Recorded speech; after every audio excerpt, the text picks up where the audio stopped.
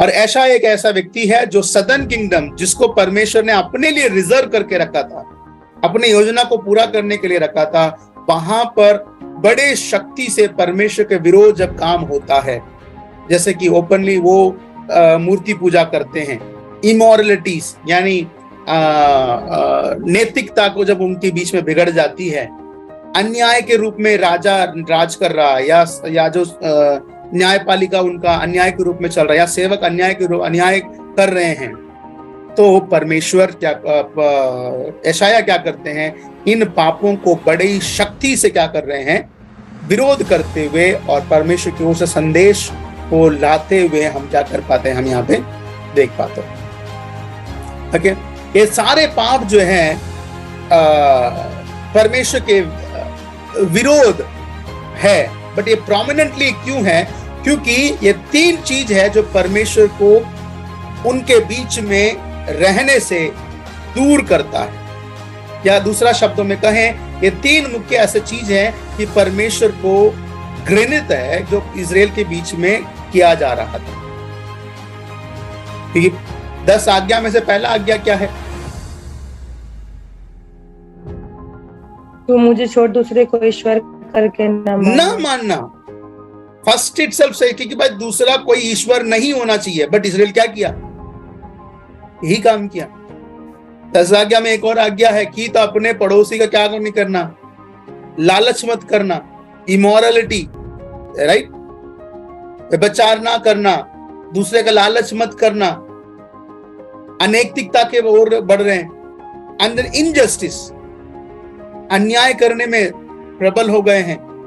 तो ये सारे चीज जो है परमेश्वर को, एक किसी भी देश को परमेश्वर के क्रोध को लेकर आ सकता है, राइट। इस तरीके से है, सिंपल से अगर हम कहें कि परमेश्वर इजराइल को अपना बेटा मानता है, राइट, इजराइल को अपना पत्नी मानता है, और इजराइल क्या करता है, तू मेरा बाप नहीं है बोलता है, और इजराइल क्या करता है कि तू मेरा पति नहीं है करके कहता है, वो कुकर्म करने के लिए चला।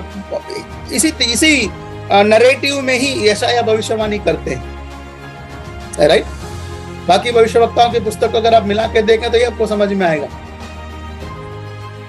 सो एक भविष्यवक्ता को जरूरी है, खास करके एक विश्वासी को भी सही, या आज की कलीसिया को भी सही, ये जरूरी है इस चीज के लिए प्रार्थना किया जाए। सर, हम तो इसको छोड़ के आ चुके हैं। आज भी कलीसिया में ये तीन चीज है। आज भी कलीसिया में मूर्ति पूजा है, आज भी कलीसिया में अनैतिकता है, आज भी कलीसिया में इनजस्टिस है।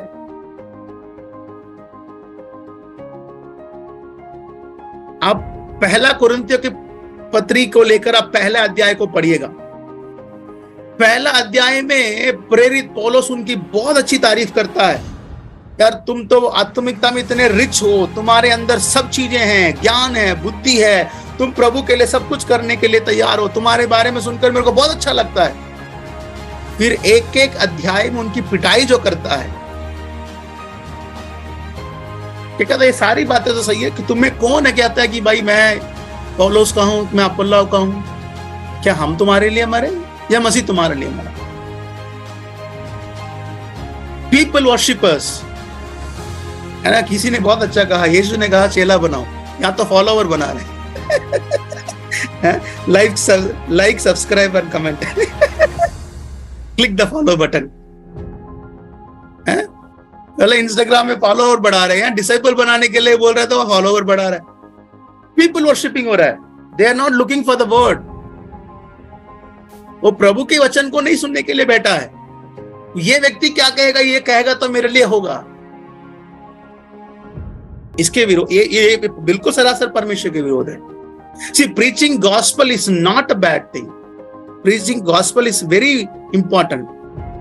But when ये बात जब जानकर जब आप करते हैं कि मुझे लोग श्रेय दे रहे हैं और मैं इसको ले रहा हूं, ये बिल्कुल गलत है।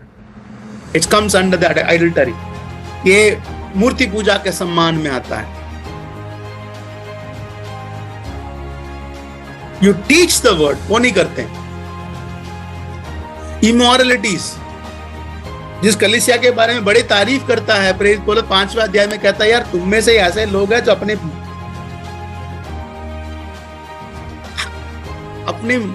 पापा की वाइफ को अपने रखेल बना के रखा है। देखा जाए तो पापा मतलब तुम्हारे जो पापा का जो सेकेंड वाइफ है उसको तुम अपने बना लियो, ये क्या बात है? ऐसे अनैतिकता तो कहीं पे भी नहीं होता। तुम्हारे बीच में ऐसे लोग पाए हैं।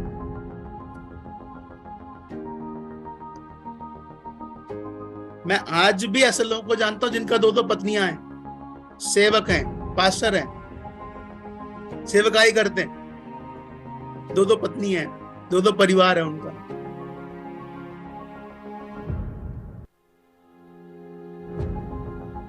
क्या बोलेंगे?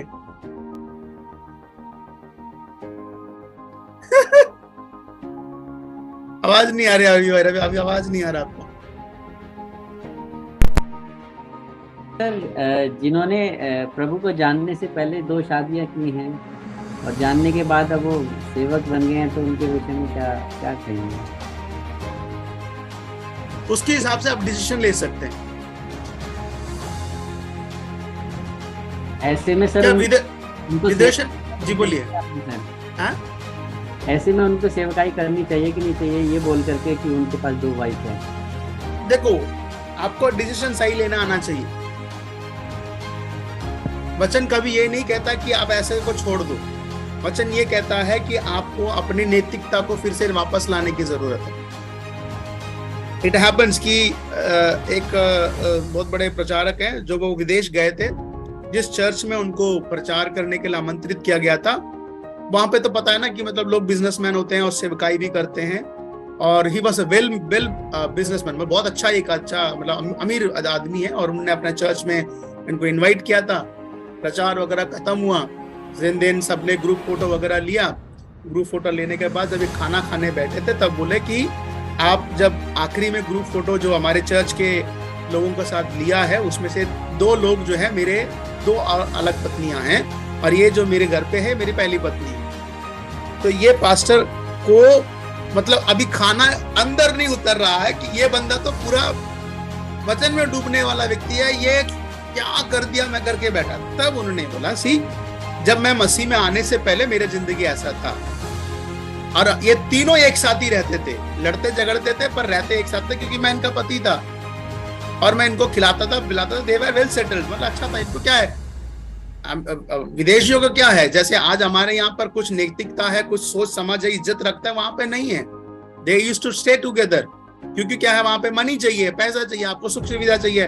तू 10 रख ले भाई, मुझे क्या, मेरे को खाना मिल रहा है कि नहीं मिल रहा। So when he got saved, उसने क्या किया कि अपने तीनों पत्नी को बुलाए, देखो भाई मैं तो मन फिर चुका हूं, अब मैं तुमको डिवोर्स तो दूंगा नहीं, क्योंकि मेरा जमीर ये नहीं कहता, मेरा वचन ये नहीं कहता डिवोर्स दे, बट हाँ मैं तीनों को एक साथ रख भी नहीं सकता, क्योंकि ऐसा मैं सेवकाई भी नहीं कर पाऊंगा, because I want to serve the lord, क्योंकि प्रभु ने मुझे सेवा करने के लिए दिया। आप बताओ तुम लोग क्या करना।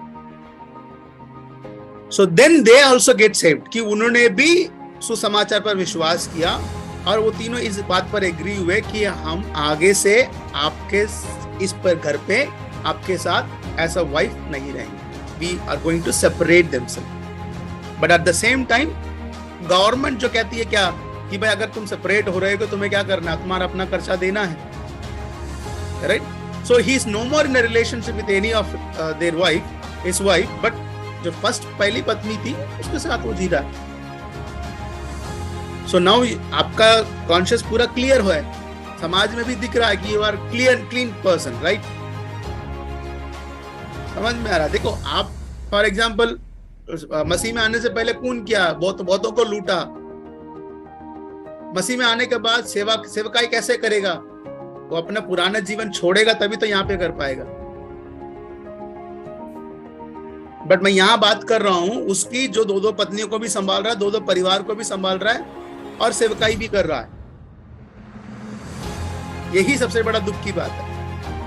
आज भी मैं ऐसे फैमिली को जानता हूं जिसकी पत्नी दूसरे व्यक्ति ने, यानी एक पास्टर की पत्नी को दूसरे ने अपना बना लिया, वो भी पास्टर है, सेवा कर रहा है दिल्ली के अंदर।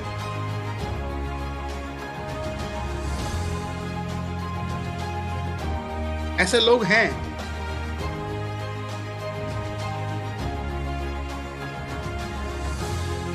पास्टर अपने विश्वासी की क्या बोलते हैं, परिवारों में ऐसे इमोरल एक्टिविटी में हैं,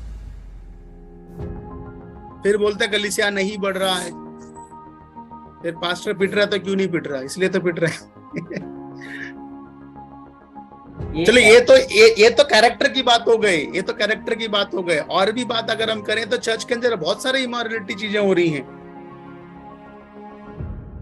राइट। फाइनेंस को लेकर चर्च की कमिटी के अंदर पॉलिटिक्स है, चर्च के अंदर पॉलिटिक्स चल रहा है। ये क्या ये अच्छी नैतिकता है क्या? ये चर्च किसका है? परमेश्वर का है।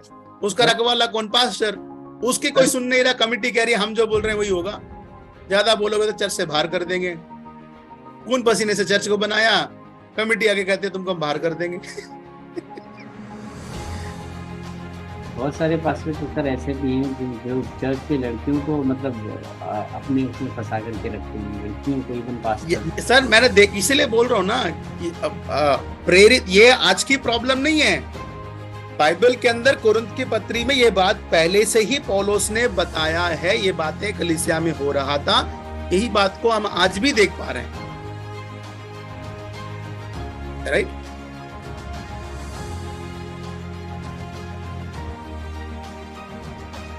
इनजस्टिस, अन्याय किया जा रहा है। प्रेरित काम अध्याय 6 में क्या हुआ था? यही तो हुआ था कि कंप्लेंट कर रहे कि देखो हम यूनानी हैं, तुम लोग यहूदी हो, और जब हमें खाने देने की बारी आती है, हमारी सेवा करने की बारी आती है, तो हमको बाद में देते हैं, उन लोगों को पहले दे देते हैं। हमें कम मिलता है, उनको ज्यादा मिलता है। अध्याय 6 में यही तो हुआ था ना चर्च के अंदर, पहला डिस्प्यूट यही तो हुआ था, खाने पीने के मामले को लेकर लड़ाई झगड़ा हो रहा था, इनजस्टिस हो रहा है। चर्चेस में क्या जात पात नहीं देखा जा रहा? आज भी देखा जाता है सर, आज भी। यानी मैंने किसी लड़के, एक कहता है कि सर मैं तो आत्मा में भरा हूं, बस मैं भविष्यवाणी करता हूं, मैं चंगाई करता हूं, मैं इधर करता हूं, वो करता हूं, ये करता हूं। जब उसकी शादी की बात है, कहता ना हमारे घर, हमारे बिरादरी में देखना।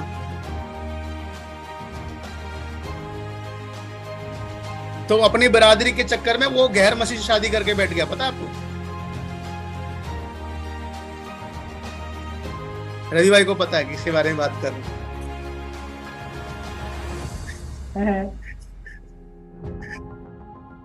ये अभी की खबर बता रहा हूं मैं, कोई पुराना नहीं बता रहा। मैं जो बातें मैं बोल रहा हूं वो एक्सपीरियंस करके बोल रहा हूं। Are we not doing the injustice? क्या हम अन्याय नहीं कर रहे हैं कलीसिया के साथ? हम कहते हैं परमेश्वर के हैं, हम एक ही लफ्ज से दुले हैं, फलाने जाति से हम शादी नहीं करेंगे। ये क्या बात हुआ भाई? उसके लिए क्या दूसरा यीशु मसीह पैदा हुआ क्या?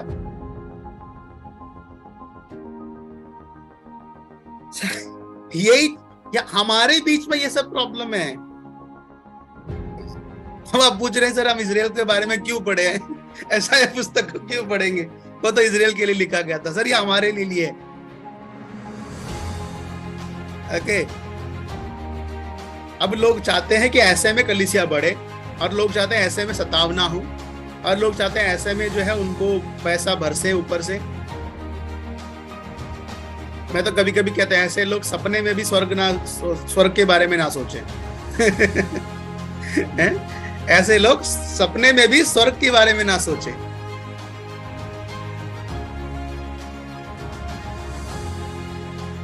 परमेश्वर बड़े स्पष्ट है अपनी कलीसिया को लेकर, यहूदियों को लेकर, इजराइल को लेकर बड़ा स्पष्ट था। आप भविष्यवाणी की पुस्तक में, मेरे ख्याल से कौन सा पुस्तक मुझे याद नहीं आ रहा, जहां पे क्या कहता है, हे मनुष्य परमेश्वर तुझसे क्या चाहता है? सच्चाई को बोल, न्याय को कर, अपने परमेश्वर से तू एक परमेश्वर को मान, और क्या चाहता तुमसे?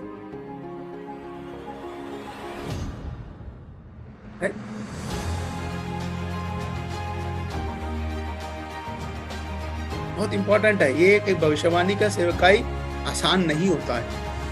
अगर ये चीजें खड़े होकर कलीसिया में अगर बता दिया जाए तो क्या होगा आपको पता है?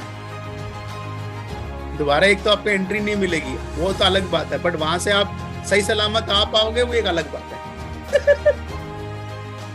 है। सही सलामत आ पाओगे आप अलग बात है। कभी मैं आपको लेके जाऊंगा, कभी कभी प्रोग्राम बनेगा तो मैं बताऊंगा कि आप लोग आइएगा, मजा आएगा देखने, लाइव देखने में मजा आएगा, राइट। अभी सबसे बड़ा मेरा मुश्किल पता है क्या है भाई, भविष्यवक्ता अभी कोई होता है करके बताना बड़ा मुश्किल हो गया मुझे। आज की मसीहत जोर पे वरदान समझ में आता सबको, भविष्यवक्ता करके कुछ कोई होता है करके किसी को समझ ही नहीं आ रहा है। बहुत पास्टरों को समझ नहीं आ रहा सर, 20 सालों से सेवकाई कर रहे हैं, उनको समझ नहीं आ रहा भविष्यवक्ता करके कोई होता है। बड़ा मुश्किल है। प्रॉफिट यशायाह जो है इन्हीं बातों को लेकर परमेश्वर की लोगों को वापस प्रभु की ओर मुड़ने के लिए उन्हें चेतावनी दे रहा है, उन्हें वापस लेने की कोशिश कर रहा है। ओके, यशायाह का काम इंपॉर्टेंटली 3 आई पे डिपेंड था। First I idolatry, second I immorality, third I justice, injustice. ये 3 बातों पर बहुत आधारित उन्होंने सेवकाई दी।